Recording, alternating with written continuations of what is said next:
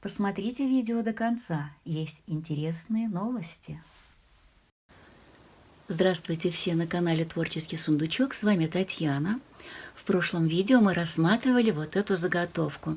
И стоял вопрос, стоит ли сюда поместить еще третий цветок. Вот так бы это выглядело. Потому как я сместила вот этот цветок вправо, оставив здесь место для третьего цветка, а потом вдруг мне показалось, что с третьим цветком будет перебор, я решила, что нераскрытый бутон будет в самый раз. Но так как с ним придется повозиться, потому что рисунка бутона нет, я решила закончить видео, потому как было уже поздно. Всем огромное спасибо за комментарии, так активно все включились, мне это очень приятно. Было много комментариев, чтобы поместить третий цветок, и также много было за то, чтобы оставить только два цветка.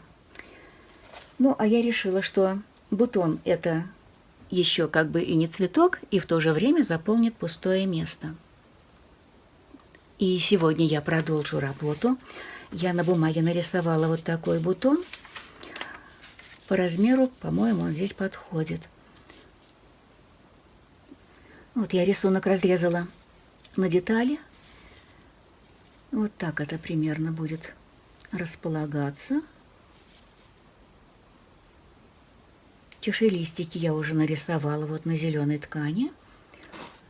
А центральную часть, выглядывающий бутончик, я вырежу, ну, чтобы по цвету уже подходило. Вот такой у меня обрезанный есть цветок. Первоначально я пыталась его как-то пристроить в качестве третьего цветка, но как-то вот срез он никак не подходил. Ну, в общем, он пойдет сейчас все равно в дело. И вот этот стебелек, он мне тоже пригодится. Вот, бутон на месте. Красную деталь я вырезала побольше, так, чтобы зеленые чашелистики надежно закрыли края. А сами чашелистики я их посадила на флизелин, чтобы края не осыпались, и вырезала строго по выкройке. Пристрочила частым зигзагом, и для отстрочки я взяла нить потемнее, чтобы бутончик не потерялся на зеленом фоне. И вот теперь мне осталось как следует еще раз пропарить и выровнять края. Показываю вам готовые детали. Это передняя деталь и вот такая задняя деталь. И теперь я соединяю эти детали по трем сторонам. Вот я прошила. И теперь обозначаю уголочки, обвожу шаблон со сторонами 3,5 на 3,5. При этом ширина донышка у сумки будет 8 сантиметров. Это будет обычная сумка, какие я уже немало пошила. Вырезаем по срезам. Девочки меня спрашивали в комментариях об этой стирающейся ручке. Вчерашний праздничный день я провела в походах по магазинам и заехала в Fix Price. Наборов таких ручек уже не было, а эта ручка состояла из 4 в наборе, и стоимость была, как сейчас помню, 78 рублей. И ручки эти назывались «Пиши, стирай». Выбор ручек в магазине был большой, и я увидела вот такой набор. Написано со стираемыми чернилами, и здесь одна ручка и 4 стержня. И ручка имеет вот такой ластик, и внизу вот картинка, ластик стирает, написанное по бумаге. Я поинтересовалась у работников магазина, исчезают ли эти чернила от горячего утюга, если нарисовать на ткани. Там девочки молодые сказали, что не знают. Я, конечно, купила, решила испытать, девочки, для вас. И сейчас мы протестируем. На белой ткани сейчас и испытаем. Я распечатала уже упаковку. Рисуем и пробуем. Девочки, волшебство. Девочки, стоит этот набор 59 рублей.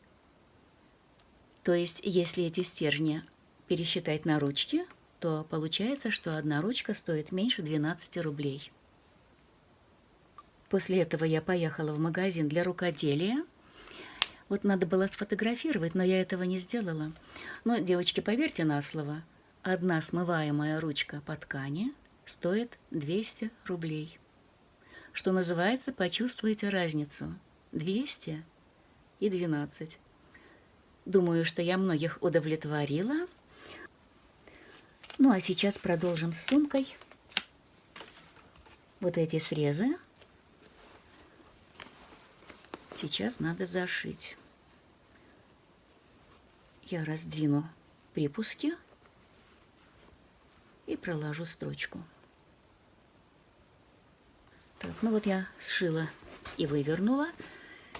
Точно так же, как верхние детали, я сшила из подкладочной ткани в тех же размерах, что и верхняя деталь. И вот пришила кармашки. Один карман большой с 2 секциями, даже с 3.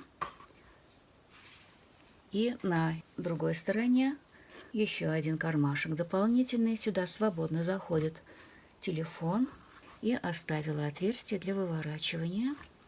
Показываю, как я шью карман. Я его укрепляю обязательно дублерином. И меня спрашивают, и что, больше никакой подкладки в кармане нет?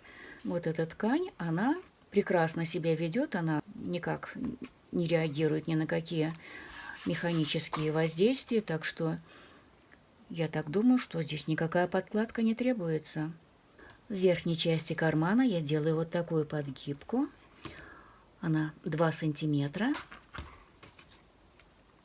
Заутюживаю боковые припуски и пришиваю таким образом. Сначала я прокладываю шов по нижней части, затем заворачиваю и по 3 сторонам отстрачиваю. Ручки я выкроила также из простеганной пиццы, а затем обшиваю вот так вот тканью. Если кому-то интересно, у меня на канале есть коротенькое видео, как я шью вот такие ручки. Я под видео оставлю ссылочку. Дальше будем пристрачивать ручки. Находим середину на основной детали. Ставим меточку. Прикалываем ручки. Если вы заметили, я немножко их наискосок пришиваю. И немножко вот так выдвигаю.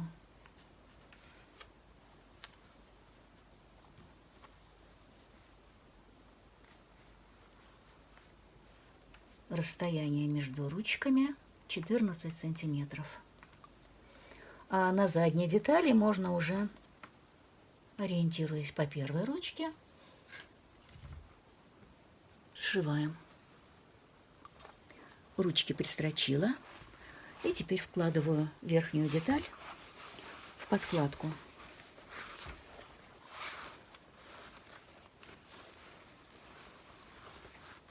Ручки у нас внутри. Совмещаем швы, скалываем и сострачиваем.